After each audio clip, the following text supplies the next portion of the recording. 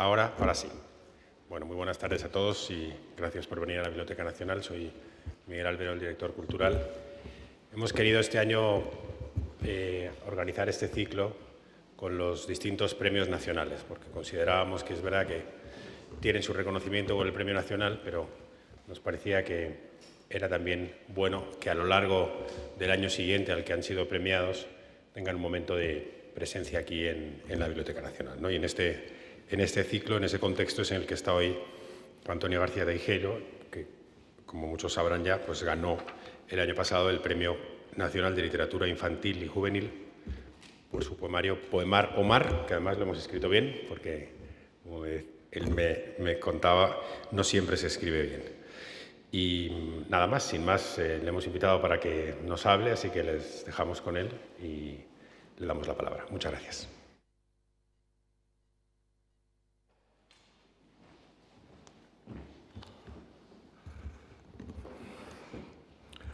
Bueno, pues, boa tarde a todos. Boas tardes. Buenas tardes. Bien, esta conferencia, estoy muy contento de estar aquí, porque la Biblioteca Nacional es un sitio emblemático que me apetece mucho visitar, de alguna manera, ¿no? A esta especie de conferencia, que espero que sea próxima, le puse el título, a mí que me cuesta mucho poner títulos, no a los libros, sino a los poemas, nunca pongo títulos a los poemas, pues le puse el título de La poesía es esa voz que hace preguntas. Decía León Felipe, en un texto poético contenido en su libro Parábola y Poesía, lo siguiente: poetas, la poesía es una ventana, la única ventana de mi casa. Por esta ventana irrumpe la luz e ilumina todo lo que yo escribo en las paredes. Y sí, la poesía fue para mí esa ventana que me permitió ver la cara al monstruo que cegaba mi vida. Una vida condicionada por la oscuridad, por la hediondez de los discursos que infectaban nuestros oídos, por la ceniza que ensuciaba los paisajes que tenía delante de mis ojos, por el corazón roto ante tanta sinrazón con la que yo luchaba en silencio, pero que me impedía ganar la batalla del miedo, de cierta cobardía y de ilusiones cercenadas por una realidad que me ahogaba. Yo, como León Felipe, tampoco sabía muchas cosas, es verdad, pero como él sentía que la cuna del hombre la mecían con cuentos, que los gritos de angustia del hombre los ahogaban con cuentos, que el llanto del hombre lo taponaban con cuentos y que, en fin, me habían dormido con todos los cuentos. Algo dentro de mí estaba en ebullición, pero no conseguía aflorar para vencer miedos y mentiras.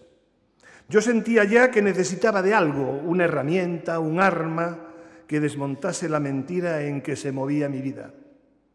Y esa herramienta fue, sin ninguna duda, la poesía. Algo me empujaba a empuñar el arma de las palabras, pero ¿estaba preparado para enfrentarme al monstruo? Sí y no al mismo tiempo. Sí, porque las palabras me hablaban, me empujaban. No, porque yo no leía. He ahí la clave de la escritura de cualquier género. Y al no leer me faltaba el marco esencial para hacer un discurso literario coherente y sólido. Todo se limitaba a expresar deseos, gritos heridos, puñetazos al aire y exabruptos llenos de ira. Pero la literatura quedaba muy lejos. Guardo esos primeros intentos como algo indisoluble de mi necesidad de rebelarme con el mundo que me agredía.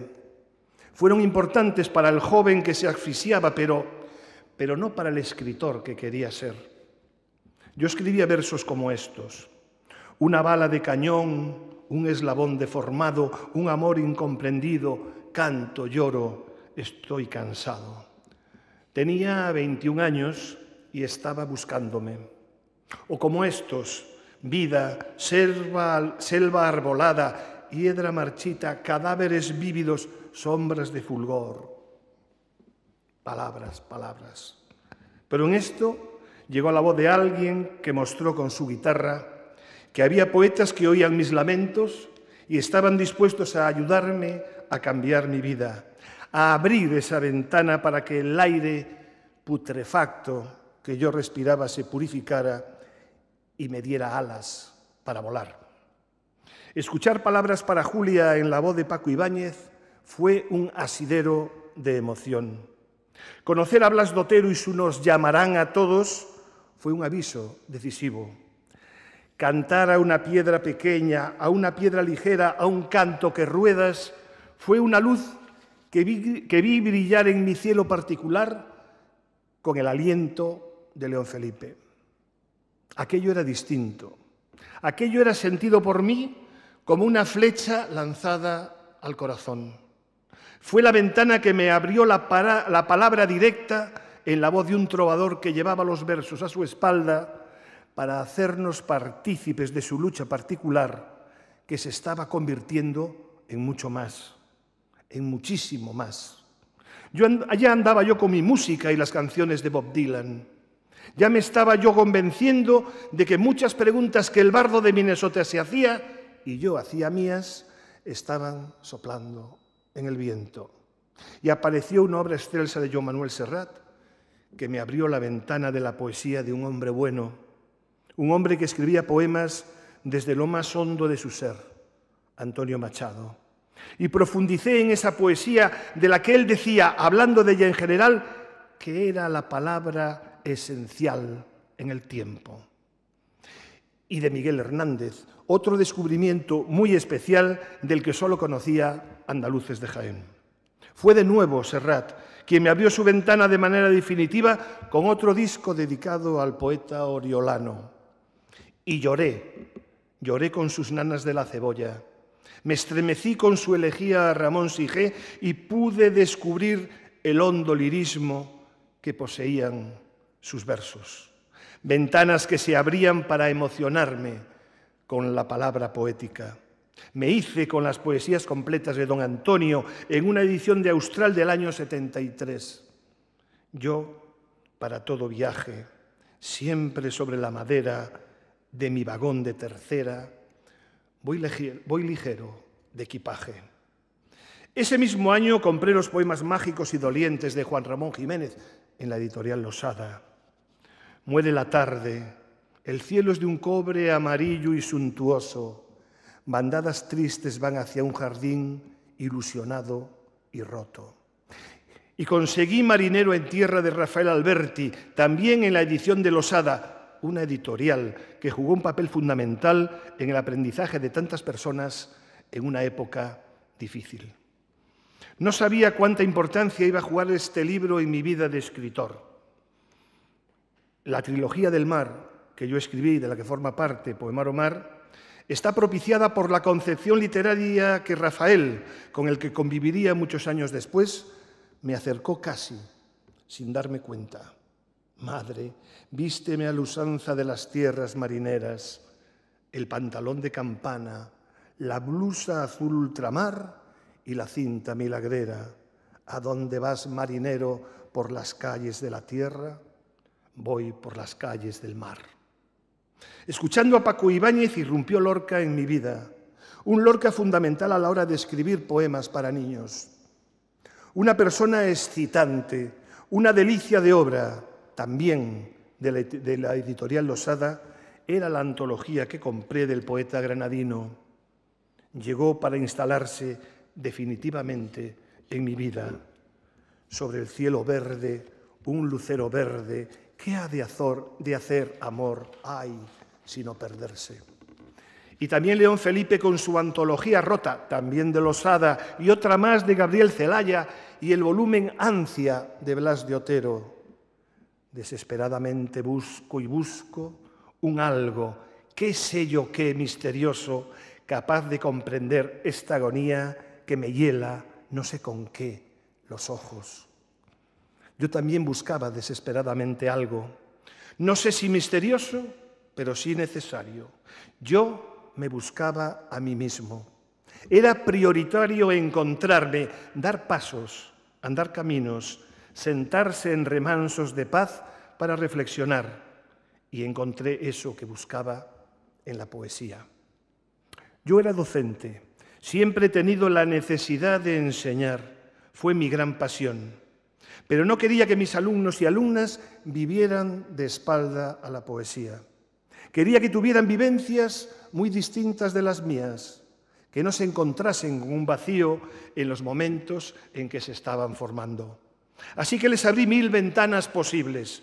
Los clásicos que yo había descubierto, los poetas soporte, los poetas que me habían sacudido, debían sacudirlos a ellos y a ellas.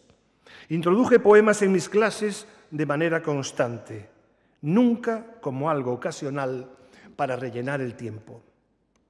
Les puse poemas en música, recitábamos, leyendo o de memoria, poemas escogidos para emocionarlos.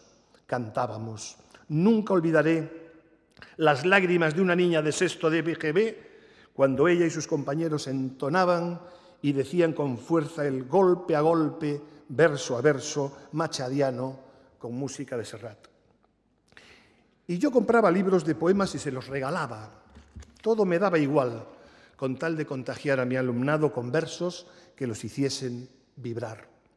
Porque con la poesía descubríamos día a día, yo el primero, mundos desconocidos pese a estar tan cerca. Porque con la poesía poníamos el acento en el conocimiento de nosotros mismos y de los que nos rodeaban. Porque con la poesía nos emocionábamos ante la belleza, con la crítica social, con los paisajes diversos, con la mirada atenta en las cosas. Le poníamos color a los espacios oscuros, dotábamos de musicalidad aquello que nos la exigía. Sentíamos el ritmo en nuestros cuerpos, reíamos y nos sobrecogíamos. Escribíamos y penetrábamos en las estructuras poéticas de los grandes poetas. Vivíamos disfrutando a fondo del empleo, cuidado y talentoso de la palabra bien utilizada. La poesía se convertía ya en el paisaje de los sueños. Otra nube que tuve que disipar fue la traición que el régimen y el entramado social tan deprimente tenían con el idioma gallego, con mi idioma gallego. Siempre me he sentido estafado con el ultraje y el desprecio que la lengua gallega sufrió durante muchos siglos. Fue muy duro comprobar que me habían secuestrado una parte de mi ser. Y como yo ya estaba en una situación de rebeldía constante y de desafección por todo aquello que me había envenenado, comencé a sumergirme en la poesía de mi tierra escrita en gallego. Fue algo que me produjo tristeza y satisfacción. La tristeza del engaño, la satisfacción del descubrimiento, del compromiso, de la belleza. Rosalía estaba ahí, sí, pero muy trivializada en amplios sectores de una sociedad que despreciaba el gallego. Y yo, a través de un libro, creo que de Aguilar, en papel Biblia, me introduje en su poesía y lloré. Lloré de emoción y lloré de rabia. Estaba loco el mundo. ¿Cómo se podía mantener a una excelsa poeta como ella en el más absoluto desconocimiento? Cruel y mezquino fueron dos de los adjetivos, o cruel y mezquina, fueron dos de los adjetivos que empleé para definir la situación. Rosalía era, sin duda, nai e señora. Corre o vento, o río pasa, corren nubes, nubes corren camiño da miña casa, meu abrigo, vanse todos, eu me quedo, sin compaña, nin amigos. Después vinieron otros, nombres importantes que dieron lustre a una poesía muy viva, pero que se movía en círculos casi cerrados. Puro desconocimiento orquestado. Y fui descubriendo a magníficos y diversos poetas como Curros Enríquez, Eduardo Pondal, Cabanillas, Manuel Antonio, Luz Pozo Garza, Xoana Torres, Álvaro Cunqueiro, del que se desconocen sus extraordinarios poemarios, Méndez Ferrín, entre otros, hasta llegar a Celso Emilio Ferreiro, verdadero motor de una poesía reivindicativa, aunque no solo, que ponía la lucha y el idioma en boca de tantas personas necesitadas de ella. Y yo ya amaba profundamente una lengua que me habían robado. Lingua proletaria do meu povo, Eu falo porque sí, porque me gosta, porque me peta e quero e dame a gana, porque me sai de dentro, alo no fondo, dunha tristura aceda que me abrangue, decía el poeta de Celanova, Celso Emilio Ferreiro. Ya dije, creo, que yo era docente. Era un maestro que también buscaba nuevos caminos para llegar a lo más íntimo de sus alumnos y alumnas. Siempre estaba dispuesto a motivarlos, a sacudirlos, a abrirles puertas y ventanas. La poesía formaba parte esencial de mi ideario como docente y estaba dispuesto a que ellos la hicieran suya.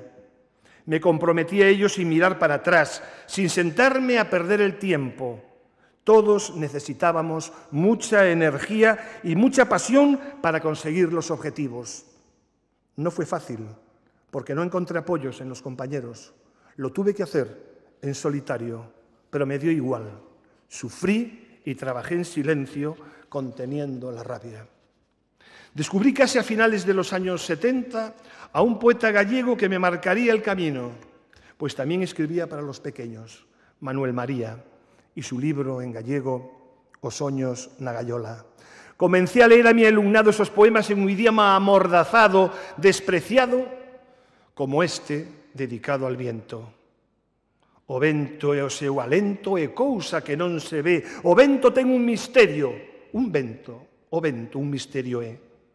Ás veces é un murmurio, un sopro maino da brisa, solermiño alumiador, semellante a unha sonrisa. Ás veces o vento zoa, poderoso, ameazante, leva lousados e árbores coa súa forza de xigante. Noté cómo los niños se divertían escuchándolos en mi voz. Siempre he mantenido que la poesía debe entrar en las aulas y en las casas en voz alta. También les gustaba leerlos a ellos y hacer dibujos y cantarlos. Era la fiesta de la poesía. Yo necesitaba escribir. Siempre lo había necesitado. Al margen de los poemarios de Manuel María, no encontraba poemas que se adecuasen a niños de 8 años a los que les daba una hora de literatura viva, una hora suelta en el horario, porque yo daba clase a los mayores. Animado por los poemas del poeta monfortino, comencé a crear versos. Poemas incompletos, pero que tenían el objetivo de ser disfrutado por ellos y por ellas. Y un día, mientras ilustraban una composición poética de Manuel María, emborroné un papel que estaba sobre mi mesa. Con una fuerza desconocida hasta ese momento, me levanté de la silla, me di la vuelta, me puse enfrente del encerado y comencé a escribir. 3 pombas chegaron cansas, 3 palomas llegaron cansadas, tristeiras, preto dun neno, moi tristes, cerca dun niño. O neno deullos un beixo, el niño les dio un beso. As pombas non se moveron, las palomas non se movieron. El niño, o neno con aloumiños, el niño con caricias, deixounas case no ceo, las dejó casi en el cielo. O neno de brancas mans al niño de manos blancas, as pombas non esqueceron, las palomas nunca olvidaron.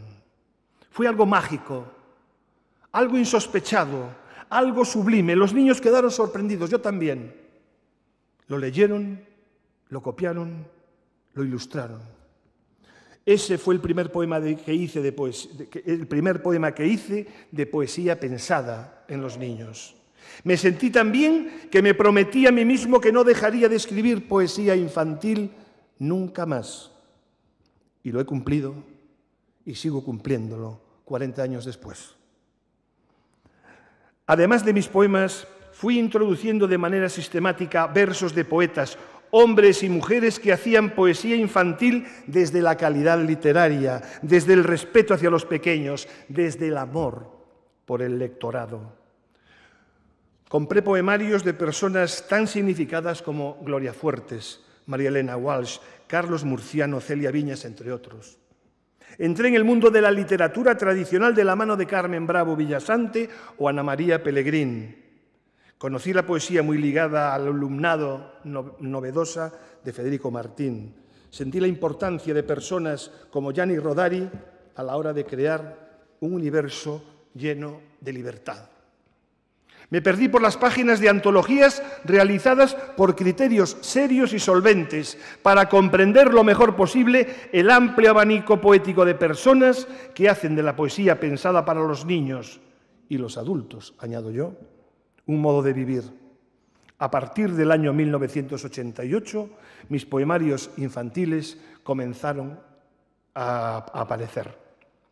En gallego, fundamentalmente, un compromiso innegociable con mi lengua y mi cultura, pero también en castellano.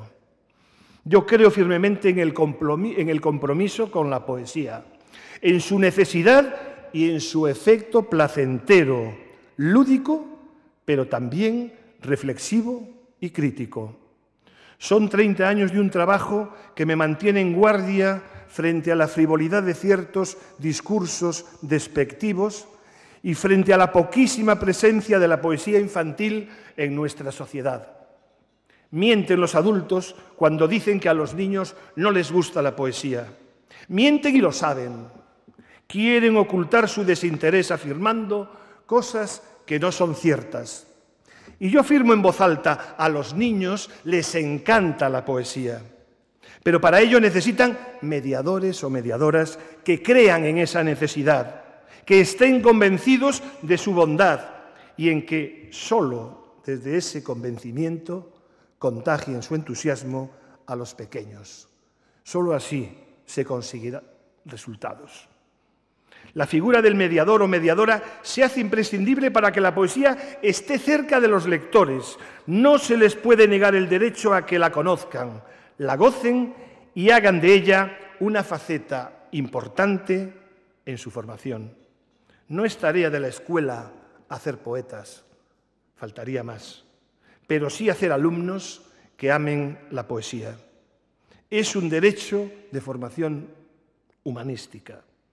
No es tarea de la escuela conformar, sino formar el gusto de estas disciplinas.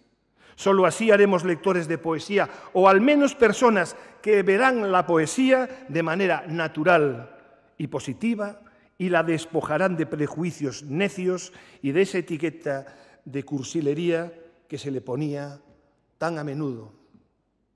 No hay presencia de poemarios en los medios de comunicación, ni de literatura infantil y juvenil, una laguna que los define. No hay presencia en los hogares de libros de poesía. Hay el miedo de los adultos. De ahí la innegociable presencia de los mediadores para llevar a cabo esta tarea imprescindible. Pero no cualquier clase de mediadores y mediadoras que deben valorar el aspecto lúdico de la poesía y, en palabras de María Teresa Fernández Costa Guedes, estar convencidos de lo mucho que contribuye a un mejor conocimiento del niño, de su universo, el fomento de saber ver, saber escoger, saber inventar el hecho de desbloquear la espontaneidad y de hacerlos más independientes, son algunos de los rasgos que deben poseer. Mediadores apasionados por su profesión, mediadores que han de emocionarse para emocionar, que han de sumergirse para sumergir, que han de estar convencidos para convencer y seducidos para seducir y contagiados para contagiar. No nos olvidemos de que la poesía ni se impone ni se enseña.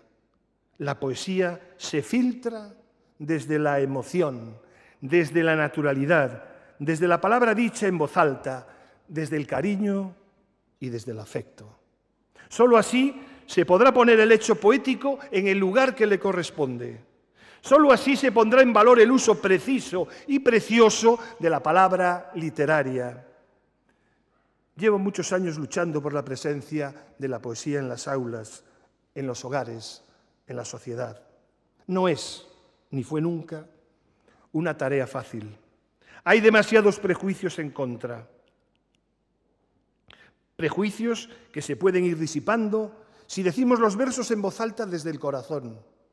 Y no son palabras ni frases bonitas. Desde el objetivo de que cada lector haga suyo el poema que lee o escucha. Lectores y lectoras activos que no buscan desentrañar jeroglíficos, sino sentirse partícipes de lo que a ellos les está diciendo el poeta o la poeta. Hay un número enorme de poetas, hombres y mujeres en la actualidad, para acercárselos a los niños. Hay mucha calidad en lo que escriben, no hay disculpas. El espectro poético es muy amplio y podemos escoger con facilidad. Hoy en día, los poetas, las poetas, no defraudan. Conocen perfectamente los senderos que deben recorrer para hacer felices a sus lectores. No caben evasivas de ninguna clase. La palabra poética es un tesoro que debemos descubrir y guardar para con él poder hacer felices esos seres, auténticas esponjas que absorben aquello que se les ofrece desde la honestidad literaria, con entusiasmo y convicción.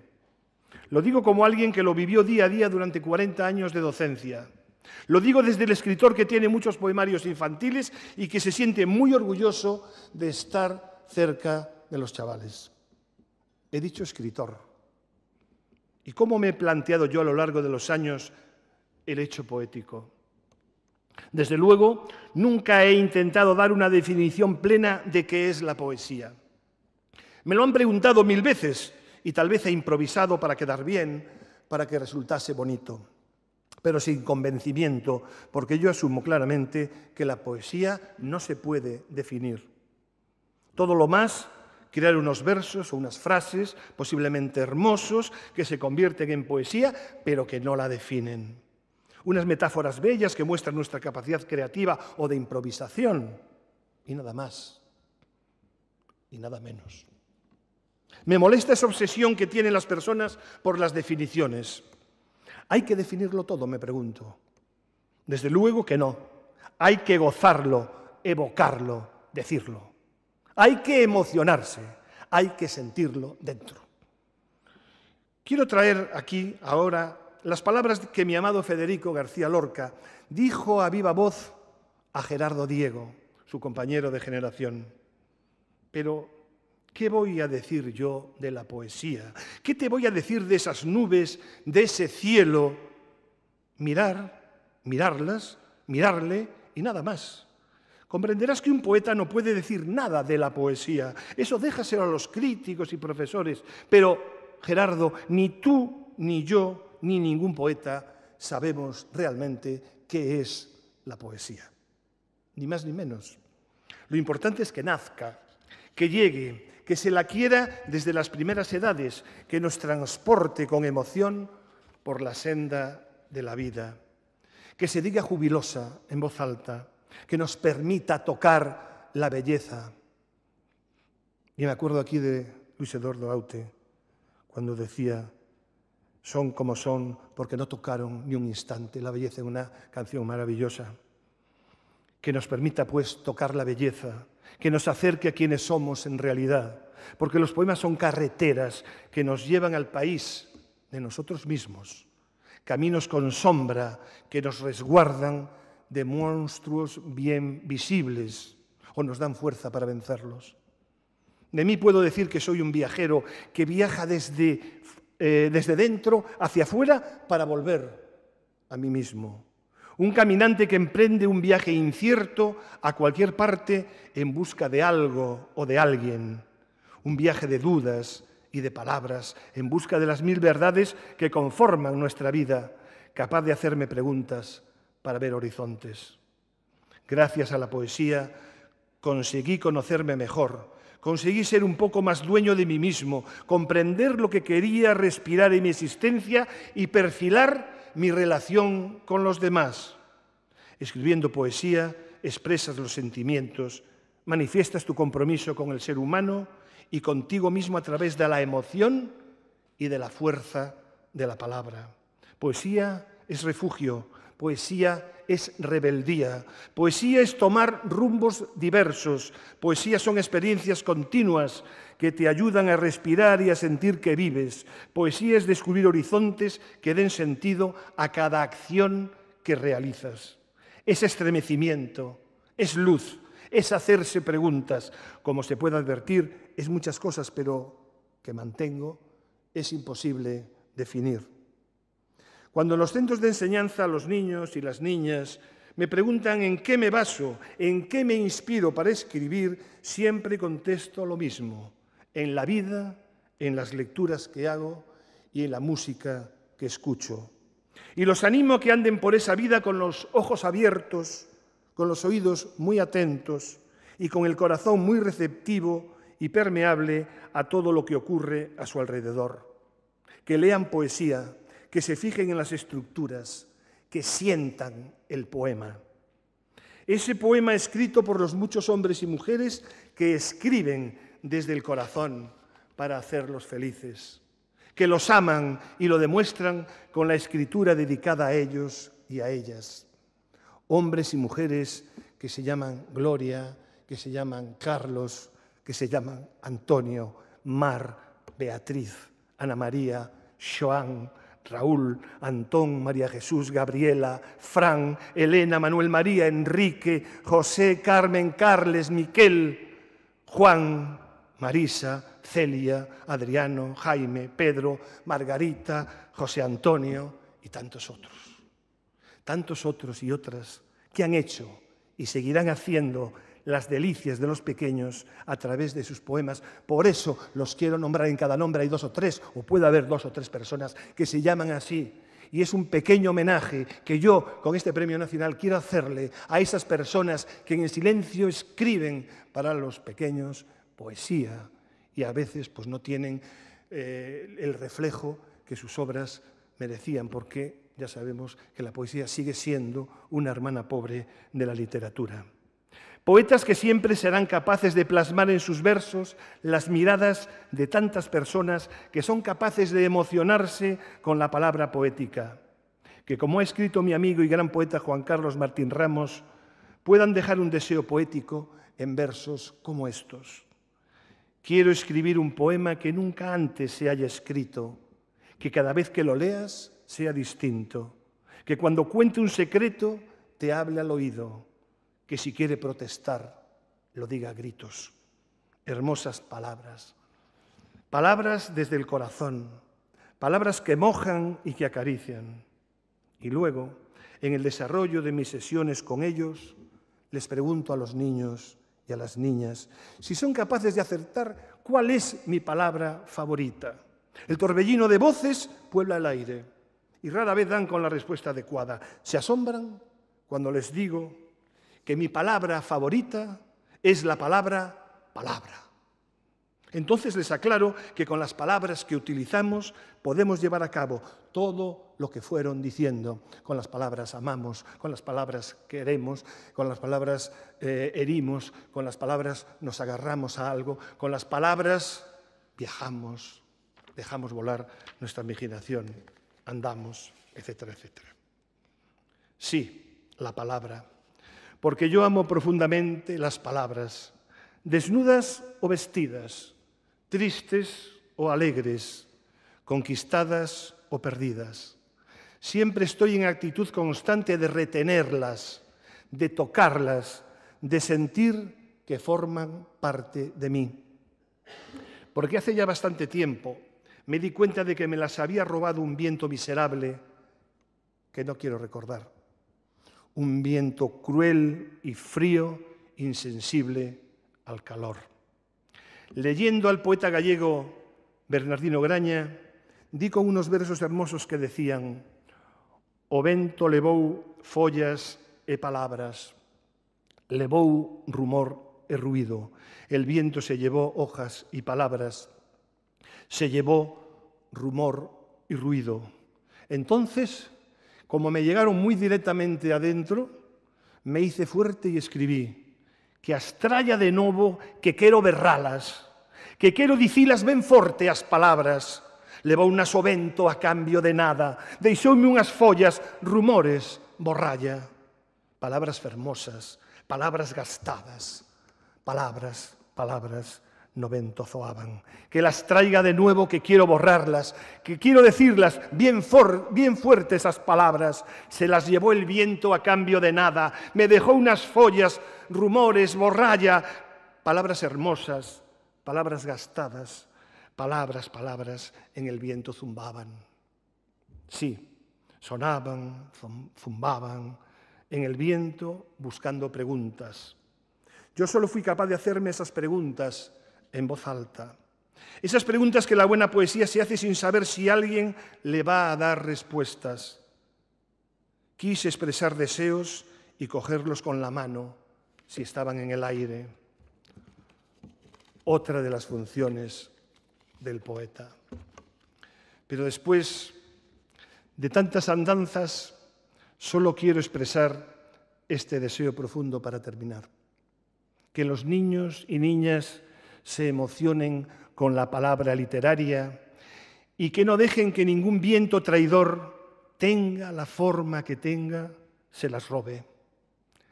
Esa sí será una buena manera de crecer por dentro y de prepararse para una vida que no les va a regalar nada. Muchas gracias.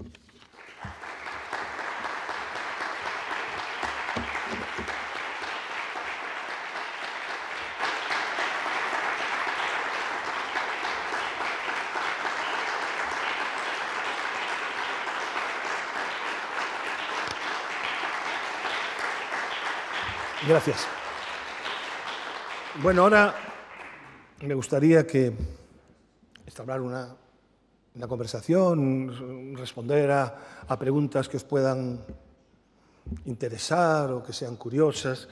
Esto que he leído resume un poco que la poesía es esa voz que hace preguntas. A mí me parece que es muy importante que nos estemos haciendo preguntas, pero la poesía no va a dar respuestas, va a permitir que hagamos preguntas. Así que me gustaría, pues eso, contestar, que alguien hiciese alguna pregunta, que hay muchos amigos, mucha gente que quiero profundamente, incluso alguien que hace muchos años que no veo. Pero, bien, que me encantaría poder conversar un poco con vosotros, porque no se trata aquí de soltar más rollo del que hay, ¿no? Es decir, soltar más sería aburriros. Entonces, bueno, mi querido amigo Teo Puebla, el segundo ilustrador que yo tuve y del que estoy, bueno, y aparte de ser amigo y una gran persona, es un ilustrador extraordinario y seguirá siendo un ilustrador. Teo, primero, gracias por venir. Enhorabuena, querido amigo. Han pasado los años y recoges el fruto a toda una vida dedicada a lo que acabas de expresar, a los niños y a sus encantos y a sus sueños. Enhorabuena y después te daré un muy fuerte abrazo. De momento te quiero hacer una pregunta. ¿Cómo te planteas el resto? Bueno, quizás sea una exageración, pero de aquí en adelante, después del premio, si vas a establecer un antes y un después. Bueno, gracias, Teo, por tus palabras. El Premio Nacional para mí, por inesperado, porque también creo que tiene muchísimo de lotería, lo único que me provocó fueron dos cosas muy grandes. Una emoción inmensa. ¿Habéis dado cuenta que cuando hemos hablado aquí hemos estado hablando de emoción continuamente? Porque yo creo que la poesía sin emoción no es poesía, ¿no? Entonces, para mí fue algo maravilloso, por inesperado. No lo esperaba y sinceramente me sentí muy bien. Pero siempre dije, y lo digo, que ojalá este premio sirviese, que yo ya lo dudo, porque ya dudo de casi todo, ojalá sirviese para que la poesía estuviese más presente en los centros de enseñanza, en las casas y en las personas. Para mí eso sería la mayor alegría. A partir de ahí, como uno ya va cumpliendo años, pues sinceramente voy a seguir escribiendo a mi aire, sin presión de ningún tipo, porque yo nunca me presioné en ese sentido. Lo único que me presiona es no repetirme, es intentar que cada poema que haga o que cada poemario que haga aporte algo, no descubrir nada, porque yo mantengo que ya no se descubre nada, todo está inventado. Es cuestión de saber captarlo y hacerlo llegar para que nos podamos comunicar algo fundamental dentro de la poesía. Entonces, yo te diré, Teo, que sinceramente sigo igual, seguiré escribiendo, seguiré yendo por centros, seguiré yendo a asociaciones de vecinos que me lo piden, seguiré firmando manifiestos que hablen de la igualdad y de la necesidad de hacer las cosas sin ninguna prisa, sin ningún problema. Quiero decir que seguiré escribiendo porque escribiré hasta morir, pero tendré mucho cuidado en seguir manteniendo un poco la honestidad literaria. A mí me parece que si algo puede definir mi poesía en ese sentido es la honestidad literaria. Yo no hago poemas para que sea fácil para los niños, porque mucha gente piensa que los niños son tontos, ¿no?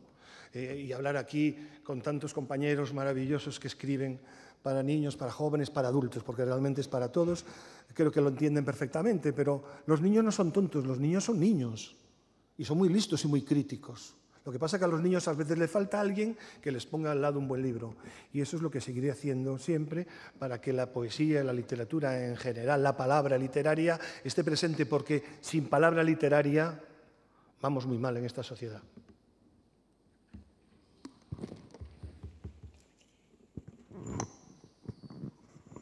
Bueno, en primer lugar, enhorabuena porque nos ha hecho pasar 35 minutos extraordinarios, por lo menos a mí, creo que a todos los presentes, y felicitarle por esa vocación docente verdadera que tiene usted. Usted es maestro, no es funcionario de la enseñanza.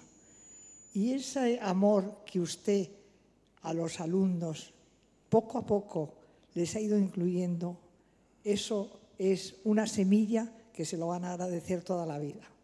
Y además le admiro porque por los años que veo que tiene y los años que usted ha ejercido, se habrá encontrado muchísimas dificultades dentro de sus mismos compañeros, sí. De sus directores y, si me apuran, un poco de sus inspectores. Yo voy a contar una anécdota.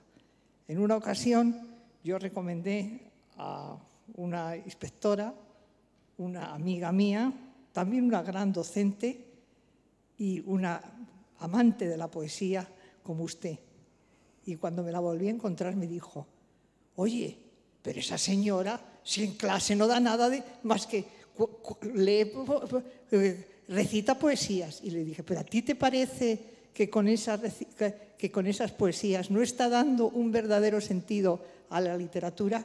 Y otra anécdota, me he encontrado en centros donde Gloria Fuentes, docentes, por desgracias muy pocas, pero algunas docentes y algunos docentes me han dicho, mire usted, que por comprar la directora o el director obras de la Gloria Fuentes, y esa señora no dice más que tonterías. Y yo les contesté, pero ustedes conocen la psicología del niño. Ustedes han percibido el amor que Gloria Fuentes inculca al alumno en todas sus obras. Entonces le doy la enhorabuena y ojalá en estos momentos España tuviera educadores como usted. Bueno, muchas gracias por esas palabras. La verdad es que estoy de acuerdo con lo que... No me trates de usted, soy mayor, pero te voy a tratar de tú, ¿vale? Muchas gracias por las palabras que has dicho y yo estoy completamente de acuerdo con lo que estás diciendo.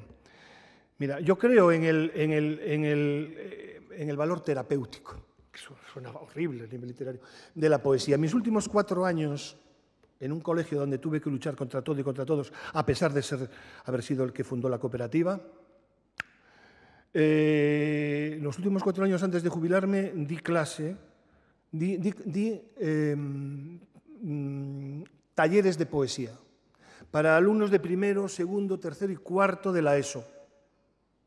A lo largo de mis años de docencia, todas mis clases empezaron con un poema siempre. Hoy esos niños, que ya son hombres y mujeres, te recuerdan por esa poesía. Ninguno de esos niños, que es lo que yo venía diciendo aquí, va a pensar que la poesía es algo ridículo, algo cursi, algo que solo gusta a las niñas, etcétera, etcétera. Todas mis clases empezaban. Y si yo un día, como era jefe de estudios, llegaba así un poco cruzado y empezaba la clase, me decían, Antonio, que falta el poema. y se leía el poema. Uno lo leía y todos los demás leían ese mismo poema en voz alta. Era una orquesta sinfónica. Y te diré además que en estos 4 años últimos en que yo solamente los lunes daba taller de poesía, sentí ese valor terapéutico. Gracias a la poesía, muchos niños malos estudiantes, niñas malas estudiantes, que no funcionaban nada bien a nivel personal y tal, se fueron enganchando a la poesía y consiguieron hacer textos de los que me siento orgulloso. Entonces creo profundamente, soy un apasionado de la poesía, soy un apasionado de la docencia, soy un apasionado de todo aquello que me robaron y soy un apasionado de esa palabra literaria que les hace a los niños reflexionar, les hace pensar. No me gustan simplemente las obras cómodas en las que todo es jajá, jiji, bla, bla, bla, bla, bla, bla. Me gusta que haya algo que los remueva un poquito, que los sacuda. Y yo, afortunadamente, pienso que es algo que está ahí y que aún faltan muchísimos pasos que dar, muchísimos, porque aunque es cierto que ahora cada vez se lee más poesía, tengo que decir que aún falta, hay mucho desconocimiento, mucha falta de interés, en fin, yo creo que tienen que pasar, si no generaciones casi, ¿no?, para que realmente la poesía sea algo natural en las aulas. O sea que gracias, muchas gracias por tus palabras.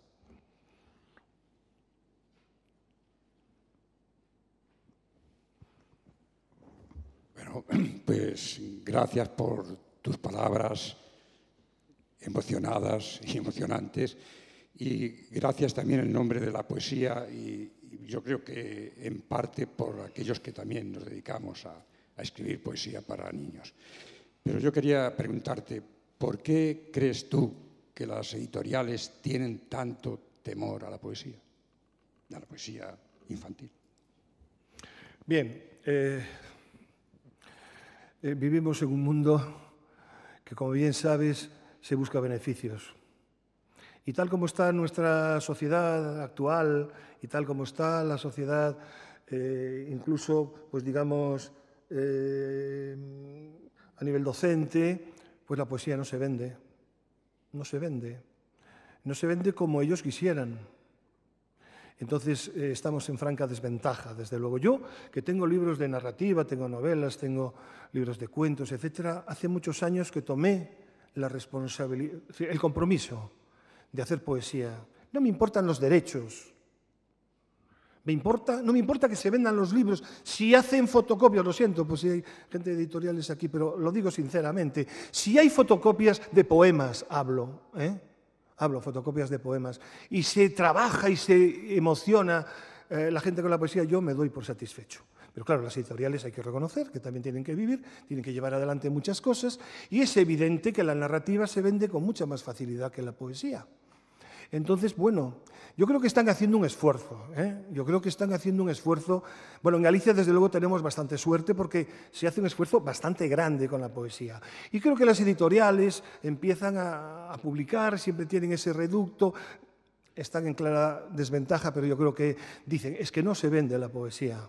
Claro, no se vende a veces porque no se presenta adecuadamente, otras veces por el miedo que yo decía antes de que los adultos le tienen, porque vienen con unas educaciones castradas a esos niveles y, lógicamente, no saben qué hacer delante de un libro de poemas. Y es facilísimo, es solamente decir poemas en voz alta, leerlos en voz alta.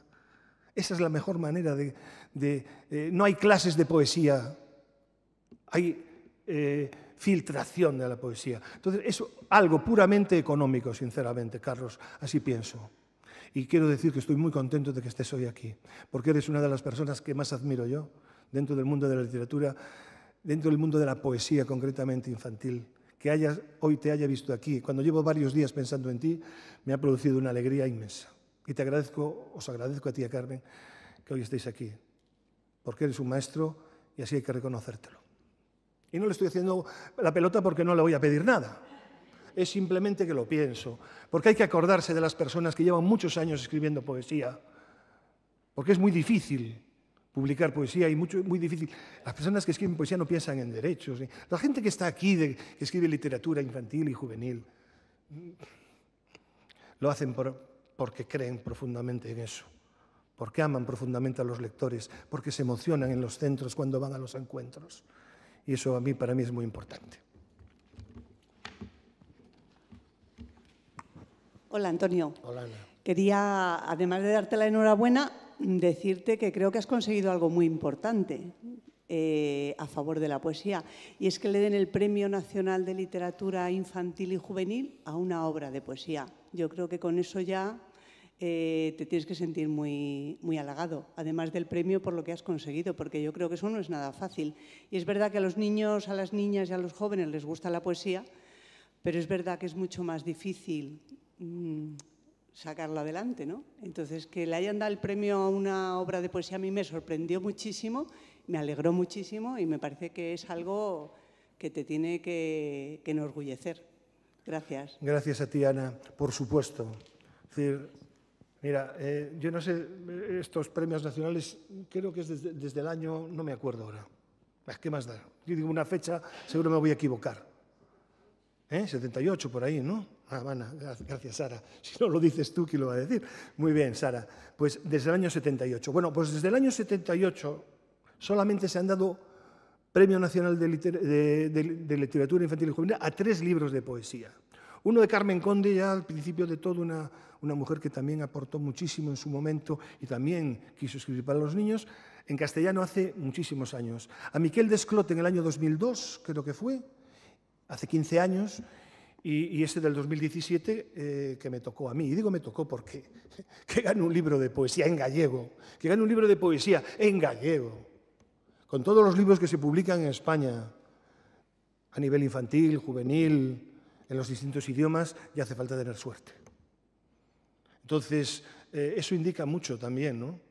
Que de vez en cuando suena la flauta. Por eso decía yo que una de las cosas que cuando me dieron este premio, que yo estaba además sentado frente al mar, iba a coger un libro y me llamaron del ministerio y estaba viendo el mar, ese mar que yo poemé en ese libro.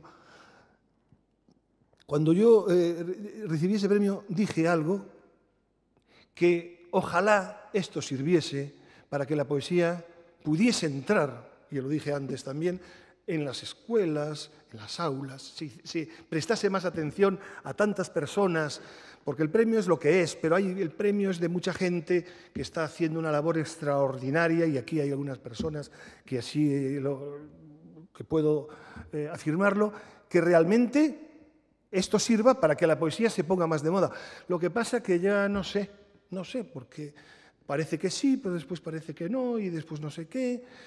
Bueno, no lo sé, pero si sirve para eso, que no tengamos que esperar 15 años más para que le den un premio nacional a un libro de poesía. Pero bueno, muy emocionado, la verdad, te lo digo, Ana, muy emocionado. Lloré en cuanto me lo comunicaron, porque no lo esperaba, pero ni por asomo.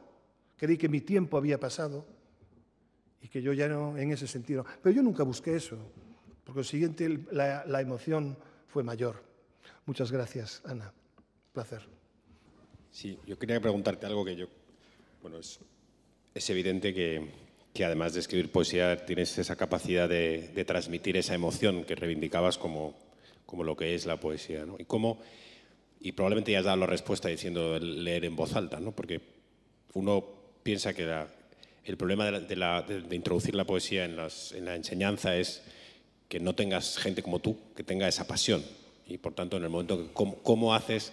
Claro, me acuerdo de Sabater que decía que el problema no era que a los adolescentes les gustaba la filosofía, es que no les gustaban los profesores de filosofía. Y que si tú le preguntas a un adolescente por la muerte, pues seguro que es algo que le va a interesar. Si le empiezas hablando de los presocráticos y le das la lista, pues no le va a interesar, ¿no? Y con la poesía es un poco igual. Igual ya has dado la respuesta, pero ¿cómo crees que se puede introducir en la enseñanza? Yo vengo de vivir en América Latina, donde todavía se recita mucho esa poesía hablada, es decir, y los niños recitan de memoria. Y eso hace que haya una cultura de la poesía mucho mayor que la que tenemos aquí, ¿no? Hay festivales de poesía multitudinarios con masas de gente acudiendo, ¿no? En estadios a escuchar poesía. Y eso es verdad que aquí se ha perdido, probablemente porque se ha perdido esa idea de la poesía leída, ¿no? Y probablemente porque hay toda una generación de poetas ahí para adultos que han hecho poesía para no ser leída en voz alta, sino para ser leída en voz baja. Y eso ha hecho que se haya perdido esa correa de transmisión, ¿no? Sí, mira, bueno, me hablas de América Latina y yo te diré que mis experiencias en Colombia, estuve 15 días en Medellín y fue algo verdaderamente... No tengo palabras. Yo les dije a los de Medellín, seré siempre un embajador de Medellín en el mundo, porque siempre que puedo hablo de Medellín y mi estancia allí. Allí todavía hay ilusión. Allí todavía tienen cosas que conseguir. Aquí cree la gente que ya las consiguió, pero están equivocados. Allí hay una visión de la vida desde el punto de vista literario ilusionante. En México estuve en noviembre y era maravilloso, 400 personas escuchando una conferencia mía y otra de Gonzalo y otra ilusionados con todo lo que les estabas contando. Tienen capacidad de asombro. Aquí no, aquí parece que ya llegamos a mil cosas y estamos muy lejos de conseguir esas cosas. Realmente yo sí creo en la emoción y creo desde el convencimiento y creo en la oralidad de la poesía. Es decir, la poesía, y no me canso de repetirlo, ha de entrar siempre en voz alta. Si tú entras en tu clase con un libro, porque a mí me gusta más leerla que recitarla. Quiero decir, leerla que recitarla de memoria. Porque quiero esa relación libro, y entras y te vas por el pasillo y le vas leyendo y miras a los ojos de ese niño, de esa niña que te está escuchando. Es una experiencia maravillosa. Las llenas de emoción, se callan. Entonces, yo creo que la única manera que hay de que la poesía y la literatura en general, y yo podría hablar de la literatura, no solo de la poesía, hablo de la poesía porque estoy hablando ahora de la poesía, pero creo en la literatura en general, la narrativa. Yo lo que creo es que, primero, como dije antes, tiene que haber mediadores. No llega la cosa así porque sí, por el aire, de una manera...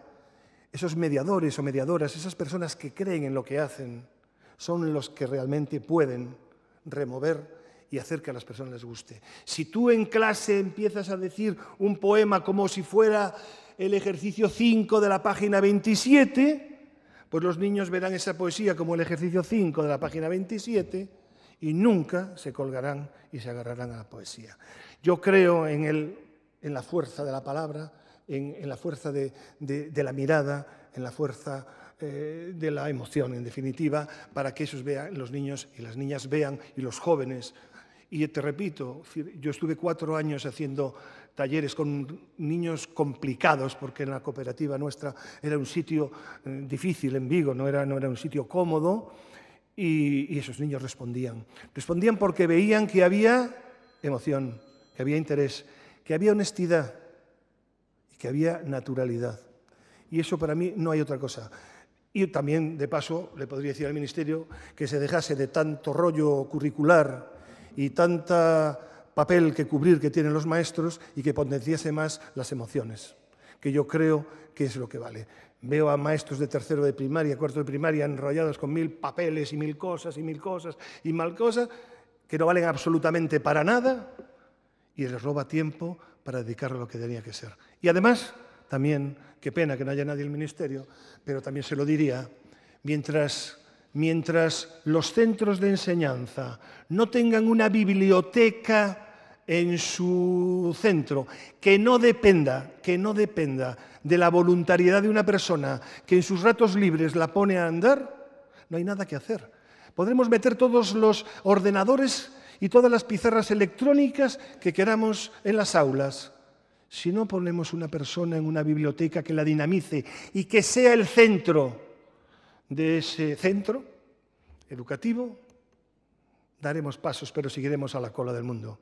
Porque aquí nos creemos que lo sabemos todos, pero estamos muy lejos de lo que tenemos que saber. Aquí damos lecciones de todo a todo el mundo, pero estamos muy lejos de lo que tenemos que saber. Entonces yo ya no creo en estas cosas. De ahí que sí creo en las personas. Les cuesta mucho, pero hay mucha gente que se está sacrificando. Pero no es así la cuestión. Es que hay que facilitarle su labor y aquí no se facilita nada.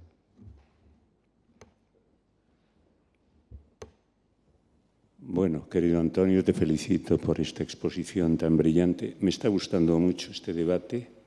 No suelen gustarme los debates posteriores. Muchas veces uno se pregunta por qué les cedieron la palabra al público.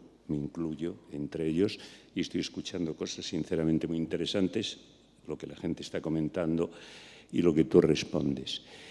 Yo quería preguntarte en plan curiosidad no morbosa, tus dómines, cuando tú eras un chaval, un cativo, tú y yo somos de la misma quinta, yo soy un par de años más viejo, ¿qué leían en clase? Si es que leían, ¿qué comentaban? A mí mis dómines me leían a Gabriel y Galán, por ejemplo. La Pedrada tuvimos que memorizarla y no me arrepiento en absoluto y la recuerdo todavía cuando pasa el Nazareno de la túnica morada, etc. Pero bueno, yo no voy a contar ahora mi experiencia, sino que quiero saber la tuya, si eres tan amable, porque algo se leería también entonces y algo llegaría al muchacho, ¿no? Al muchacho, digo, que en fin, que estabas allí, al muchachito. Gracias. Ay, Vicente. Bueno, yo no leí nunca nada. En clase no se leía nada. Y yo estaba en uno de los mejores colegios de Vigo, los Hermanos Maristas del Pilar. No leíamos nada, la biblioteca estaba cerrada. Solo valía para que un cura metía allí a algún niño a hacerle sus cositas. En la biblioteca que estaba cerrada. Ningún libro. La literatura que yo estudié fue la literatura de aprenderme de memoria la vida de Lope de Vega, de Cervantes, y de lo que se ponía, las obras, toda la lista de obras y obras y más obras, y nada más. Mira, cuando yo fui a la Revaleda de cuarto, cayó Jorge Guillén. Los alumnos, al menos de nuestro colegio, nos mirábamos y decíamos, ¿quién es ese tío? Es decir, yo decía antes, yo intentaba escribir porque quería romper con todo aquello que me ataba, con todo aquello que yo notaba que me estaban engañando. Y me estuvieron engañando mucho tiempo. Pero yo no acertaba, yo cogía cosas así que yo más o menos ponía, pero eran muy malas, porque a mí me faltaban lecturas. Yo no leí nada. Yo empecé a leer a los 17 años aproximadamente. Y recuerdo que fue La familia de Pascual Duarte lo primero que leí.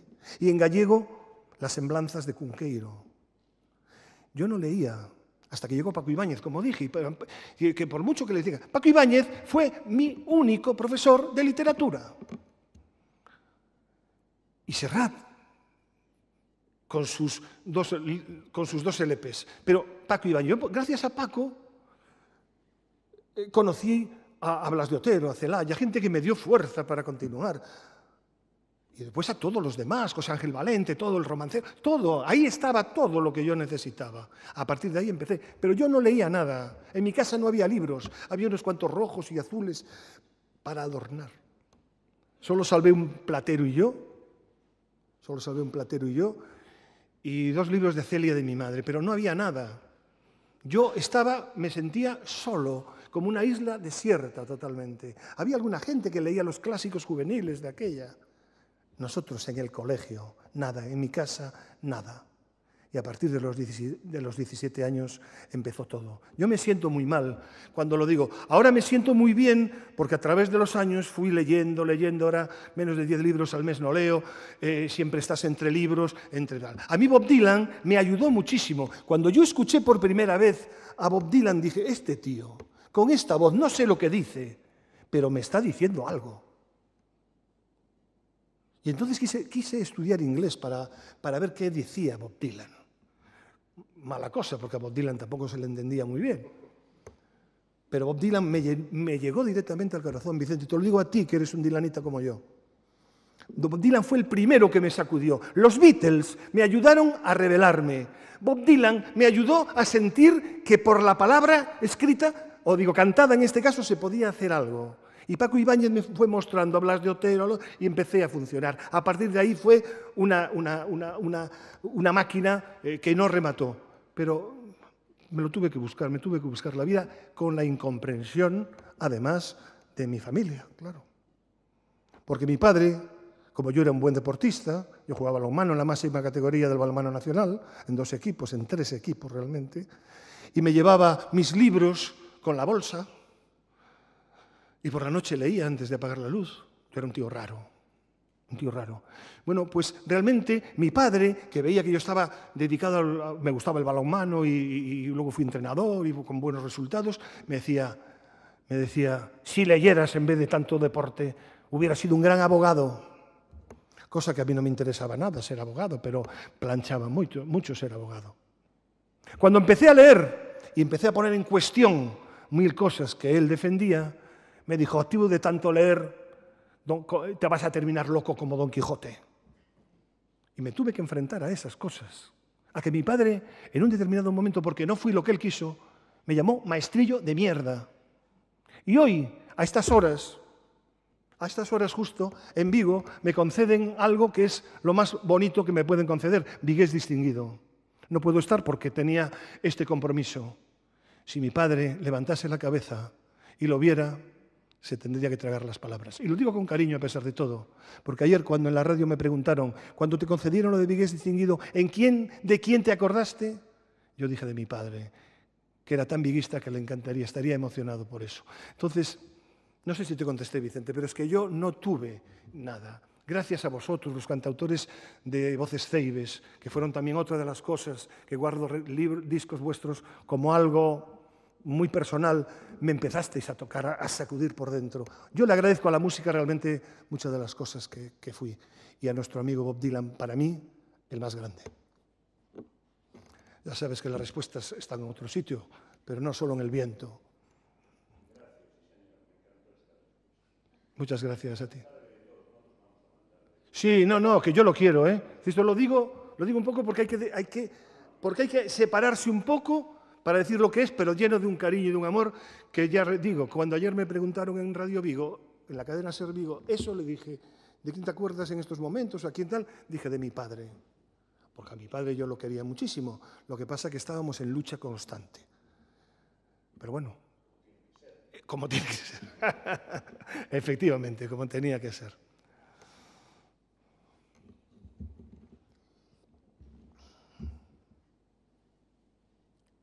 Bueno, pues si me permitís, si no hay más preguntas, me permitís que termine con un poema de Poemar el Mar. Aquí en Poemar el Mar, aquí hay muchas cosas, ¿no? Aquí está un poco, como en todos mis libros, aquí hay poemas basados en la vida. El mar es maravilloso, pero también es traidor. Luego la vida está aquí. En este libro hay lecturas, aquí hay poemas dedicados a Rafael Alberti, a María Canosa, etcétera, etcétera, y habrá otros posteriormente, otra gente que yo quiero, producto de mis lecturas. Y hay otro producto de mis canciones. Yo siempre amé toda la buena música y a los cantautores en particular, los de Voces Ceibes porque me descubrieron a mi Galicia maltratada y a los otros porque me descubrieron un mundo que yo ignoraba. Y un día estaba escuchando a José Antonio Labordeta, que escribió una canción preciosa que decía «Quiero llegar al mar para salvarme, quiero llegar al mar que desconozco», etc., ¿no? Me emocionó. Entonces yo le robé un verso y escribí este poema. «Quiero llegar al mar para salvarme», José Antonio Labordeta. «Quiero llegar al mar si es que está huyendo para abrazarlo. Quiero llegar al mar y que no huya para agarrarlo. Quiero llegar al mar si está durmiendo para acunarlo. Quiero llegar al mar si está llorando para alegrarlo. Quiero llegar al mar si está celoso para besarlo. Quiero llegar al mar si está gritando para calmarlo. Quiero llegar al mar si está perdido para inventarlo. Quiero llegar al mar si está volviendo para guardarlo». Y esa música me llevó a mí, y me vais a perdonar porque ahora os voy a, no sé, va a ser maravilloso. Quiero llegar al mar si es que está huyendo para abrazarlo. Quiero llegar al mar y que no huya para agarrarlo. Quiero llegar al mar si está durmiendo para acunarlo. Quiero llegar al mar si está llorando para alegrarlo. Quiero llegar al mar si está celoso para besarlo. Quiero llegar al mar si está gritando para calmarlo. Quiero llegar al mar si está perdido para inventarlo. quiero llegar al mar si está volviendo para guardarlo. Oye, no es que tenga buena voz porque tengo una voz horrible, pero de verdad tengo que felicitar a la Biblioteca Nacional porque, desde luego, el sistema funciona muy bien, ¿eh? Porque normalmente hay 25.000 cosas que no funcionan, pero esto hasta parecía que sabía cantar y todo. Bueno, pues nada más. Muchísimas gracias. Gracias.